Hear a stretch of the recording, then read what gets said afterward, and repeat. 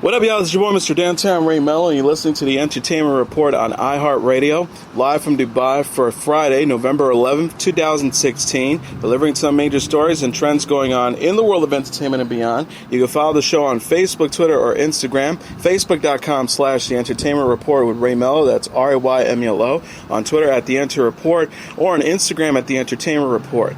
You can listen to the show anytime you want on iHeartRadio. Just go to iHeart.com or your iHeart phone app, search for The Entertainment Report, and it'll take you to the page. Agents of S.H.I.E.L.D. star Gabriel Luna has confirmed that Marvel has plans for a possible Netflix series or film based on his character Ghost Rider.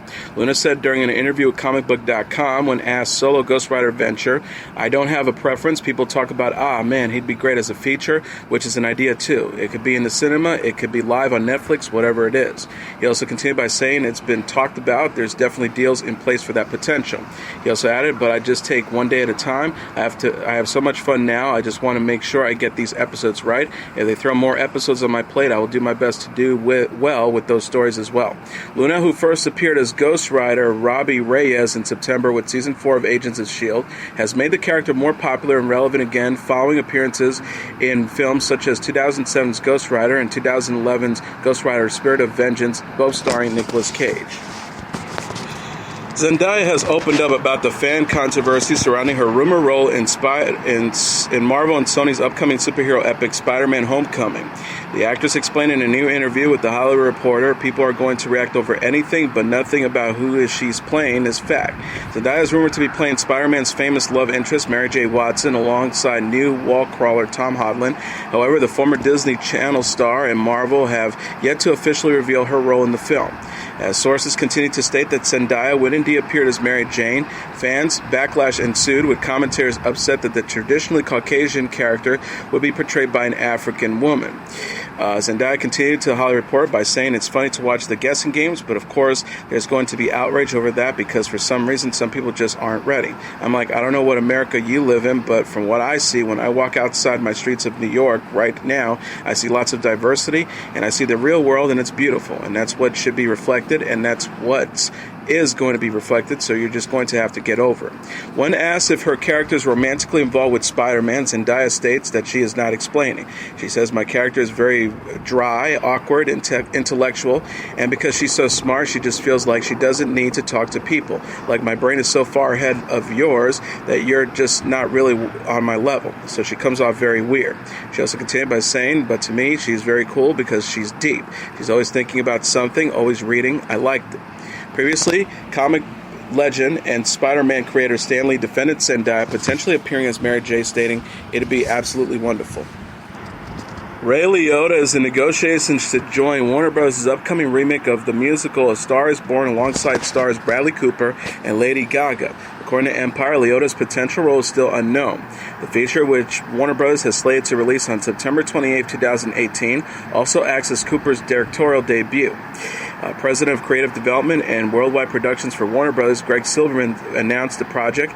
For those of us lucky enough to watch him work as an actor and producer, it has been clear that Bradley would make this transition to director.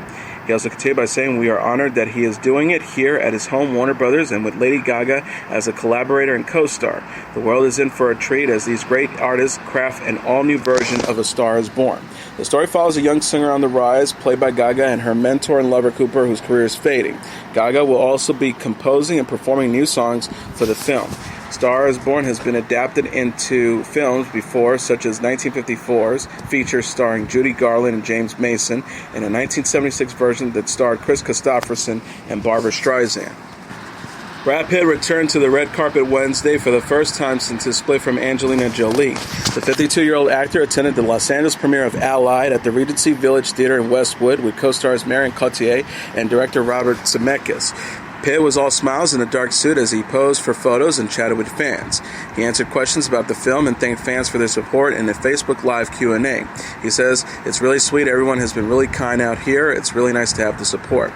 USA Today reported prior to the premiere that Pitt has been cleared of child abuse allegations. The Los Angeles Department of Children and Family Services was investigating an incident between the actor and his son Maddox that took place in front of Jolie. The actress's rep said in a statement, "The job of the DCFS is to make sure that the children are in safe and secure situations." The spokesperson added, Angelina said from the beginning that she felt that she had to take action for the health of their family and is relieved after their 8-week involvement. The DCFS is now satisfied the safeguards are put in place that will allow the children to heal. Jolie filed for divorce from Pitt in September after 2 years of marriage and a decade together. The couple share 5 other children in addition to Maddox and reportedly reached a new custody agreement this week. The Edge of 17 star Hailee Steinfeld stunned on the red carpet Wednesday. The 19-year-old actress attended the movie's Los Angeles premiere at the Regal LA Live Theater. Steinfeld turned heads in a floor-length sheer black gown with floral embroidery, diamond cutouts, and a beaded belt and cuffs. The star complimented her looks with a dramatic cat-eye makeup and half updo. Cara Sedgwick, Blac Chyna, Haley Lou Richardson, Hayden Zetto, and director Kelly Freeman Craig also attended the event. The movie also co-stars Woody Harrelson, Eric Keenly-Side, and Katie Stewart. The Edge of 17 follows a high school junior played by Steinfeld who develops an unexpected friendship with an awkward classmate played by Zetto after her brother Jenner, played by Jenner, starts dating her best friend Richardson, played by Richardson. Steinfeld said in the September issue of 17, "This girl goes through experiences I totally went through where it felt like it was the absolute end of the world. Just having so many moments where you question who you are and what it is that you are good at and what you feel good in." The Edge of 17 opens in theaters November 18th. Steinfeld, known for True Grit, Ender's Game, and Pitch Perfect 2, is also slated for Pitch Perfect 3 with Anna Kendrick and Anna Camp. Valerian and the City of a Thousand Planets released an epic first teaser trailer Thursday. Preview sees American actor Dane DeHaan and English actress Cara Delevingne gear up as Valerian and Laureline, government special operatives tasked with maintaining order through the universe. Valerian is based on the Pierre Christian and Jean-Claude Méris's comic book series, Valerian and Laureline. The adaptation is directed by the Fifth Element hammer Luc Besson and co-stars Clive Owen, Rihanna, and Chris Wu. Delevingne said in a behind-the-scenes video in April, "I kick ass. I love it so much. My kind of tomboy comes out. It's kind of always what I wanted to do, especially as a kid. I feel like I'm kind of living my dream." She also added, "I can't even imagine what's going to be like for the audience. They will be completely blown away visually, emotionally. Every part of their body will be blown away." Valerian and the City of a Thousand Planets opens in theaters July 21st, 2017. DeHaan and Delevingne will also co-star in Justin Chadwick's adaptation of the Deborah Mokach novel Tulip Fever, which opens on February 24th. Forthcoming erotic drama 50 Shades Darker has avoided an NC-17 rating. The 50 Shades of Grey sequel starring Jamie Dornan and Dakota Johnson will be rated R for strong erotic sexual content, some graphic nudity, and language, E! News reported. The 50 Shades movies are based on the E.L. James book trilogy of the same name. The series follows the romance between BDSM-loving businessman Christian, played by Dornan, and an inexperienced college student Anna, played by Johnson. 50 Shades of Grey, which opened in 2015, earned $571 million at the box office and also receiving an R rating. Johnson said in the May issue of Interview that filming sex scenes for the sequel was less exciting than fans may think. She admitted it was pretty tedious. "We're not having actual sex, but I've been stimulating sex for 7 hours straight right now, and I'm over it." Dornan and Johnson completed filming 50 Shades Darker and the final installment, 50 Shades Freed, back-to-back in July. Dornan had nothing but praise for his co-star in a subsequent interview with Good Morning America. He says, "We had a lot of fun together. Dakota's funny. We've been through this bad journey together. Very thankful that I've done it with someone who's easy to do with, because it could have been a very different experience had we not gone on." 50 Shades Darker opens in theaters February 10th, 2017, with 50 Shades Freed to follow on February 9th, 2018. The CW has ordered more episodes for Season 2 of its ongoing superhero ensemble series DC's Legends of Tomorrow. According to The Hollywood Reporter, the original planned 13-episode season will now consist of 17 episodes. The network is extending its sophomore run due to an average 2.34 million viewers, and for the show's recent resurgence with new cast member Nick Zano, who plays Citizen Steel, and Maisie Richardson-Sellers, who plays Vixen. DC's Legends of Tomorrow is the CW's 4th DC Comics-based superhero series that was spun off from network staples Arrow and Flash. Crossover special that also features Supergirl's planned for December. Sharna Burgess is returning to Dancing with the Stars Season 23 for the first time in the semifinals. The 31-year-old professional dancer will perform with partner James Hinchcliffe on the show's November 14th episode after sitting out 2 weeks of competition due to injury. Burgess told E! News in a statement, "The last 2 weeks were really rough, but certainly worth the wait and getting healthy. And now I can officially say I'm back." She also added, "I'm feeling great and so excited to be back dancing with James this week. It has been amazing to watch him deliver such great performances these past 2 weeks, but I am so excited to be back in for the semifinals and take James to the finale." Burgess hurt her knee in October and was forced to miss the October 31st and November 7th episodes. She told People that after the injury that she felt pure panic when she fell while rehearsing a group routine in the studio. She admits, "I had an ACL reconstruction on that very same knee, so I was scared to death. In that split moment, you think 1,000 things, but I got up and tried to figure it out." Kristen Wiig will return to host Saturday Night Live for a second time. NBC announced in a press release Thursday that the 43-year-old actress and comedian will host the show on November 19th with musical guest The Double X. The series confirmed on its official Twitter page, finishing November with Kristen Wiig and at the Double X #SNL. Double X announced its third studio album, I See You, the same day and released the record's first single, On Hold. The album is scheduled for release January 13th. Wiig first appeared on Saturday Night Live in 2005 and made a regular cast member the next year. She previously hosted an episode in 2013 following her departure from the show in 2012. The star recalled of the audition process to the New York Times in 2013. "The manager encouraged me to submit a tape of all my characters and sketches to SNL. Never even seen the tapes that they sent in because I don't like watching myself. You never know they're going to say yes." She also added, "We were all nervous and excited and fearful. It was really taking a step off a ledge and not knowing what was on the other side. You just hope people are laughing on the way down." Actor and comedian Dave Chappelle will host the show's November 12th episode featuring musical guest A Tribe Called Quest. Wiig is also slated for the movies The Heyday of the Insensitive Bastards and Downsizing. Rob Kardashian and Blac Chyna have welcomed their first child. The 29-year-old reality star and 28-year-old model are proud parents to daughter Dream Renee Kardashian, according to E! News. Source says she's gorgeous and has tons of hair. Blac Chyna gave birth to her daughter via C-section at 9:19 a.m. Pacific time after heading to Cedars-Sinai Medical Center in Los Angeles earlier in the morning. She and Kardashian were spotted arriving in a black SUV. Source told Us Weekly Blac was in a wheelchair and keeping her head down to avoid photographers. Rob was pushing the wheelchair behind her. He was smiling. Kardashian's mom, Kris Jenner, and her boyfriend, Corey Campbell, were also seen at the hospital. Insiders told TMZ Jenner hired a bunch of bodyguards to protect the family and prevent the baby from being photographed. Kardashian has shared a photo of a car seat Tuesday on Instagram, writing, "We're ready," but quickly deleted the post. Blac Chyna's mom, Tokyo Toni, also shared a since-deleted pic of her flight itinerary to Los Angeles. The Rob and Chyna stars got engaged in April after 3 months of dating and announced Blac Chyna's pregnancy the next month. The model's already mom to 4-year-old son King with her ex-fiancé Tyga. Kardashian's sister Khloe said on Jimmy Kimmel Live last week, "Rob has so many traits like my dad, so I think he's going to be a great with the baby. I'm sure he's nervous. Any new dad should be." Kendall Jenner dazzles as the face of Perla's feminist lingerie collection. The 21-year-old model stars in a new campaign for the brand centered on the liberation of every woman from the need to suffer for beauty, reports Entertainment Tonight. Perla released photos of Jenner and fellow models Isabella Fontana and Lu Wen in the spring 2017 collection on Instagram this week. The ads feature imagery of a corset, a burning bra, and glass shattered.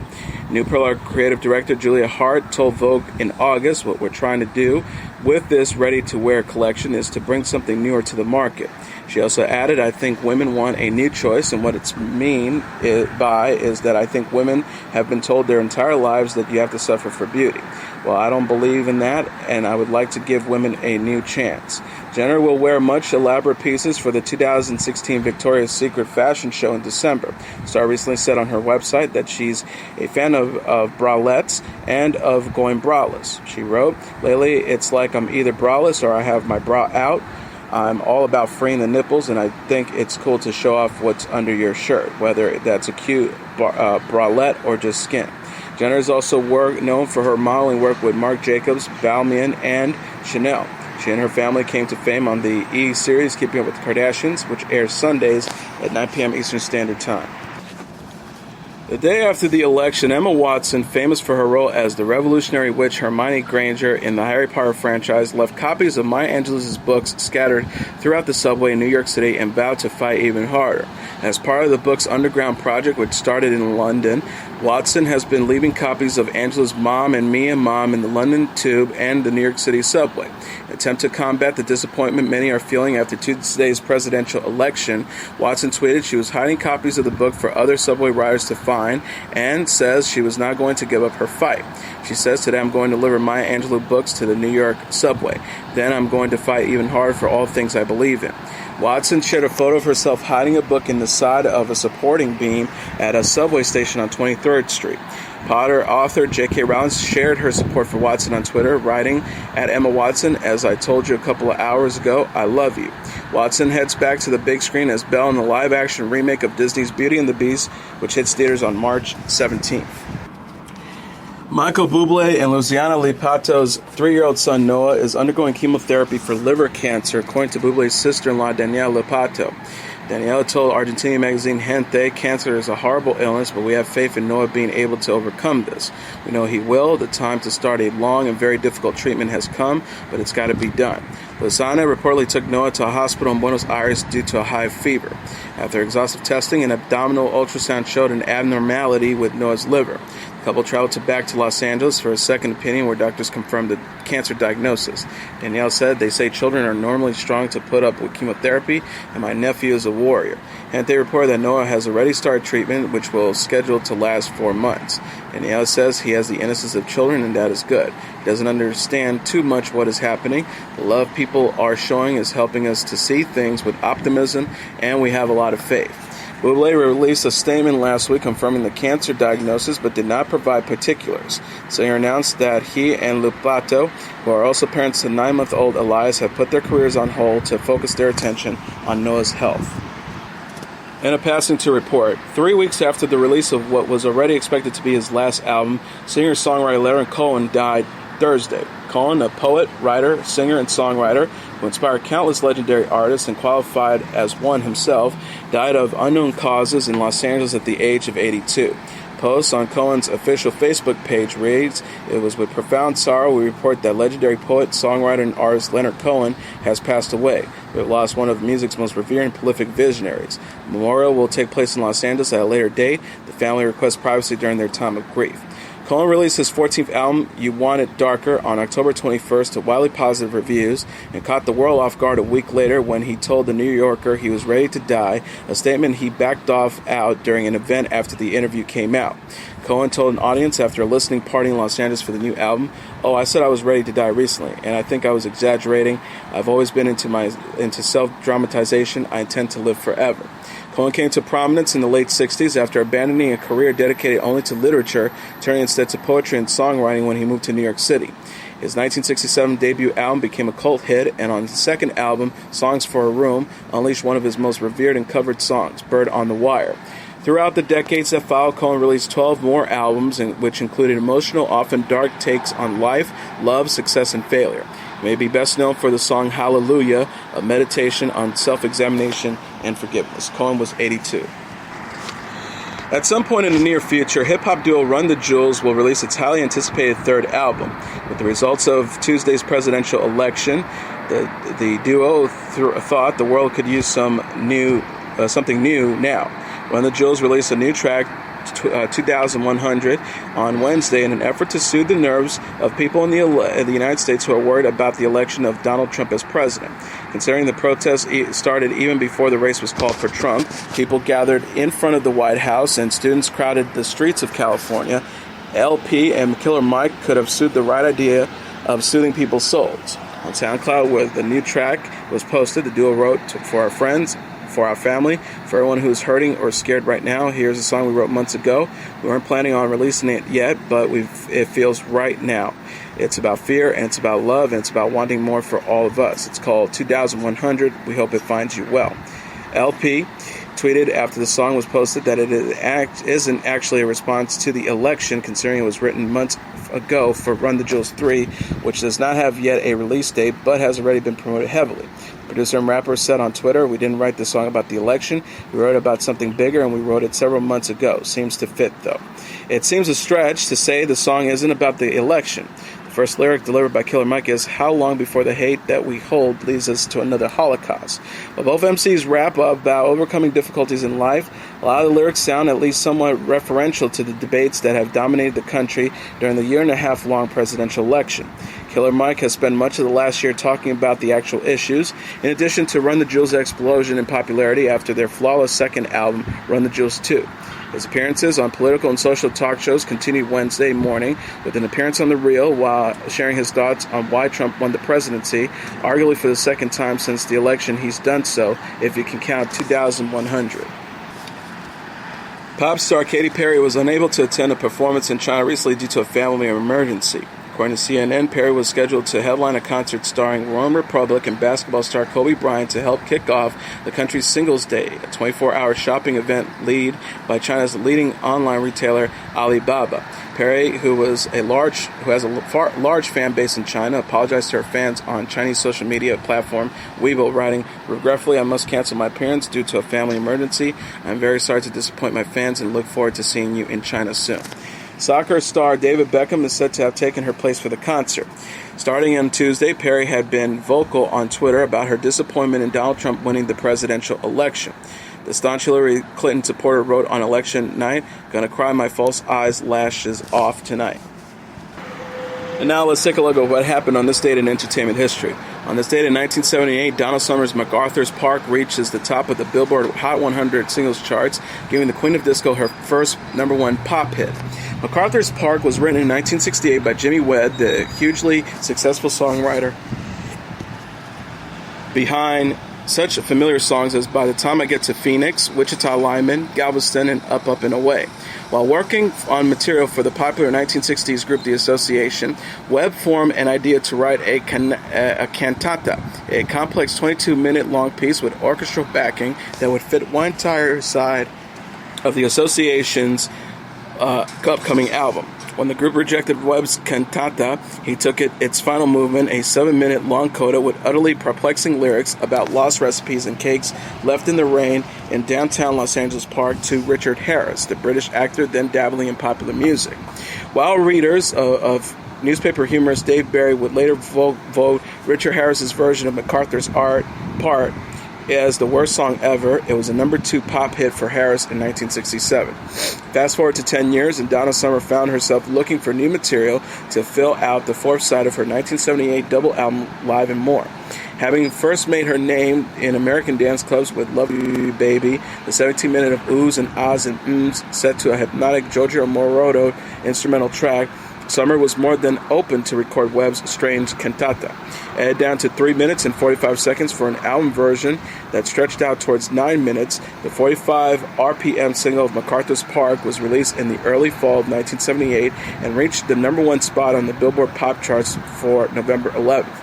For Summer, it was the biggest hit of her career to date and the first of her 4 total #1 pop hits. And that is your entertainment report for Friday, November 11th, 2016. I'm your host, Mr. Downtown Ray Melo. I'll be back on Monday to deliver some major stories and trends going on in the world of entertainment and beyond. You can follow the show on Facebook, Twitter, or Instagram. Facebook.com/The Entertainment Report with Ray Melo. That's RAYMELO. On Twitter at The Enter Report, or on Instagram at The Entertainment Report. You can listen to this episode or any previous episodes of The Entertainment Report anytime you want on iHeartRadio. Just go to iHeart.com or your iHeart phone app, search for The Entertainment Report, and it'll take you to the page. Everyone have a great weekend, good night, and God bless you all.